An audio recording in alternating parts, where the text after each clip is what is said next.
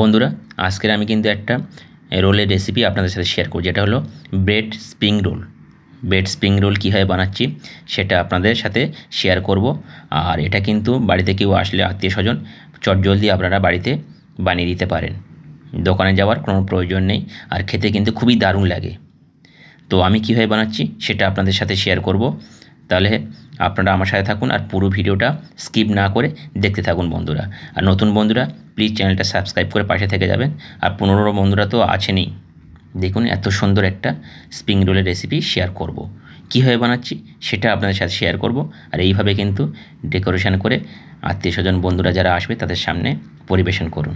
একটা ভেঙে আমি দেখাই, দেখুন এইরকমই হবে। আর খেতে কিন্তু ফাটাফাটি লাগে, একদম ফাটাফাটি। তা চলুন শুরু করি, আমি কীভাবে বানাচ্ছি সেটা আপনাদের সাথে শেয়ার করি। আর আপনারা আমার সাথে থাকুন বন্ধুরা। এখানে আমি নিয়েছি একটু চিকেন, হাড় ছাড়া চিকেন নিয়েছি আমি এখানে। তো আমি চিকেনটা প্রথমে কি করব, প্রথমে ভালো করে আমি সিদ্ধ করে নেব চিকেনটা। তো চিকেন সিদ্ধ করার জন্য আমি গরম জল বসিয়ে দিয়েছি কড়ার মধ্যে। আর এর মধ্যে দিয়ে দেবো প্রথমে আমি একটা দিয়ে দেবো তেজপাতা, কয়েকটা এলাচ দিয়ে দেব। আর দিয়ে দেব এখানে কয়েকটা কোয়া রসুন দিয়ে দিলাম। দিয়ে আমি দিয়ে দেব চিকেনগুলো, দিয়ে ভালো করে সিদ্ধ করে নেব। তাহলে যে চিকেনের যে গন্ধটা সেটা কেটে যাবে, তাই আমি এইগুলো দিলাম, তেজপাতা, এলাচ আর রসুনটা দিয়ে এইভাবে আমি সিদ্ধ করে নিলাম। সিদ্ধ করে আমি এখন এগুলো তুলে ঠান্ডা করে নেব। দেখুন এইভাবে সিদ্ধ করে নিলাম। সবসময় হাড় ছাড়া মাংসটা নেওয়ার চেষ্টা করবেন, তাহলে ভালো হবে। তো আমি এখন তুলে নেব চিকেনটা, নিয়ে ঠান্ডা করে নেব। ঠান্ডা করে এটাকে ছাড়িয়ে নিতে হবে, ছাড়িয়ে ঝুরু ঝুরু যেরকম আমরা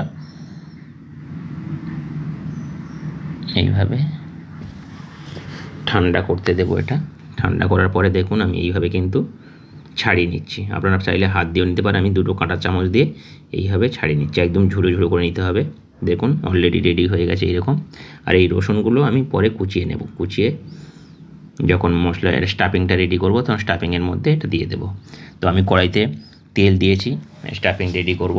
ভিতরে যে পুরটা সেই পুরটা রেডি করব স্প্রিং রোলের। সিদ্ধ করা রসুনগুলো আমি দিয়ে দিলাম।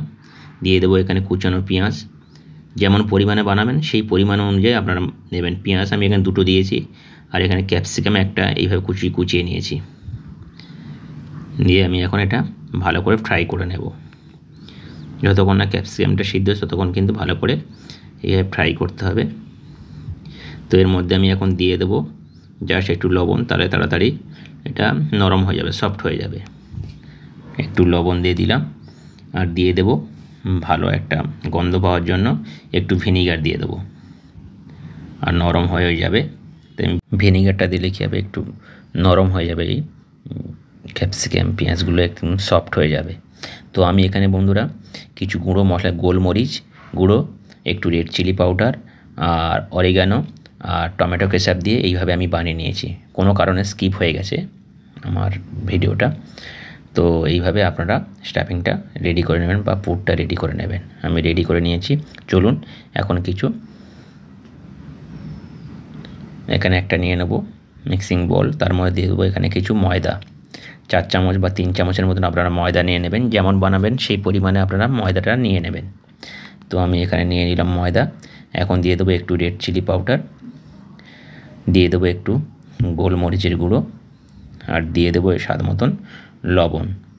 দিয়ে এটা একটা ব্যাটার বানিয়ে নেব, জল দিয়ে স্মুথ ব্যাটার বানিয়ে নেব একদম।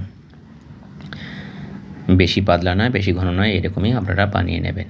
দেখুন এরকমই হয়েছে। তো চলুন এখন নিয়ে নেব এখানে ব্রেড ক্রাম। আমি এখানে ব্রেড ক্রাম নিয়ে নিলাম অল্প করে, বেশ কিছুটা ব্রেড ক্রাম নিয়েছি। আর নিয়েছি এখানে আমি ব্রেড নিয়ে নিয়েছি 5-6 পিস ব্রেড নিয়ে নিয়েছি। এরকম বড় সাইজের ব্রেড নেবেন, ছোট ব্রেডটা নেবেন না, তাহলে ছোট ছোট হয়ে যাবে। বড় সাইজের ব্রেডটা নেবেন। এখন আমি ব্রেডগুলো কেটে নেব, এই সাইডের কালো অংশগুলো কেটে বাদ দেব। যে পুরে লাল অংশগুলো এগুলো কেটে কেটে এইভাবে বাদ দিয়ে দেব।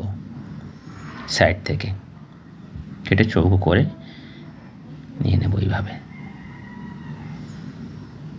এইভাবে চৌকো করে নেবেন কেটে কেটে। এইভাবে আমি কিন্তু সবগুলো কেটে নেব বন্ধুরা।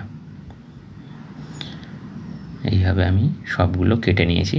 এখন কেটে নেওয়ার পরে এইভাবে বেলে নিতে হবে, একটু জাস্ট একটু এইভাবে লম্বা করে বেলে নেবেন, তাহলে এটা ফেটে যাবে না বা ছিঁড়ে যাবে না বা কেটে যাবে না। এইরকম দেখুন, এরকম হয়ে যাবে পাতলা করে। এইভাবে আমি আবার সবগুলো কিন্তু বেলে নেব। এইভাবে লম্বা করে 1-2 বার চাপ দিলেই যথেষ্ট। দেখুন এইভাবে চাপ দিয়ে বেলে নেব। সবগুলো রেডি করে নিলাম। এখন এটার মধ্যে রোলের আকার তৈরি করে নেব। সবগুলো রোলের আকার তৈরি করে নেব, একটা করে নেব এইভাবে লম্বা লম্বা করে। পুরগুলো দিয়ে দেব। চিকেনের যে স্টাফিং বা পুরটা রেডি করেছিলাম সেটা আমি এখন দিয়ে দেবো এর মধ্যে অল্প অল্প করে।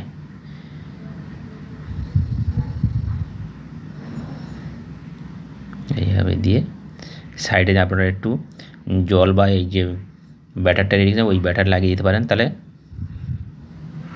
আর ছেড়ে যাবে না। এমনি ছাড়বে না, এমনি এবার চেপে দিলেই রেডি হয়ে যাবে। আপনারা চাইলে এই ব্যাটার একটু সাইডে লাগিয়ে দিতে পারেন আপনারা। এইভাবে সবগুলো কিন্তু আপনারা এরকম রোলের আকারে তৈরি করে নেবেন। আমি এইভাবে কিন্তু সবগুলো রোলের আকারে তৈরি করে নেব। দেখুন এরকম সাইড দিয়ে মুড়ে দেবেন, তাহলে বেরিয়ে যাবে না। আর এইভাবে কিন্তু ভালো করে একদম রেডি করে নেবেন সবগুলো। আবারও একটা রেডি করে আপনাদের দেখাবো। এইভাবে দেখুন।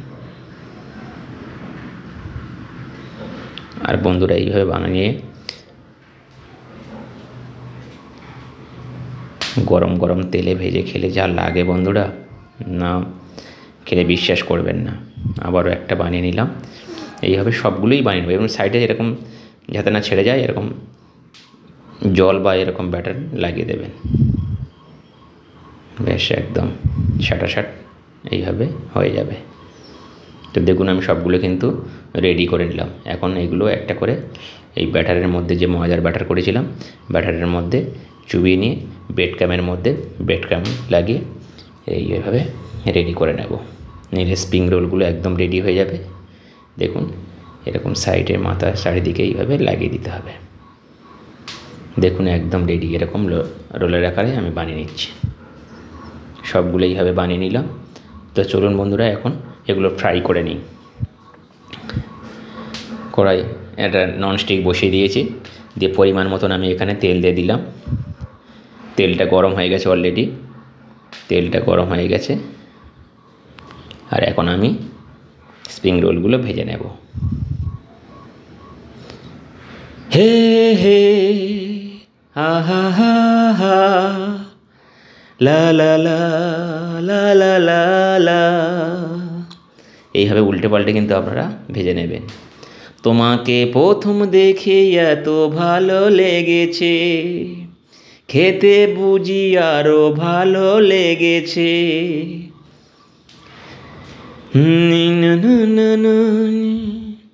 দেখুন বন্ধুরা একদম রেডি। সব স্প্রিং রোলগুলো এইভাবে ভেজে নিলাম।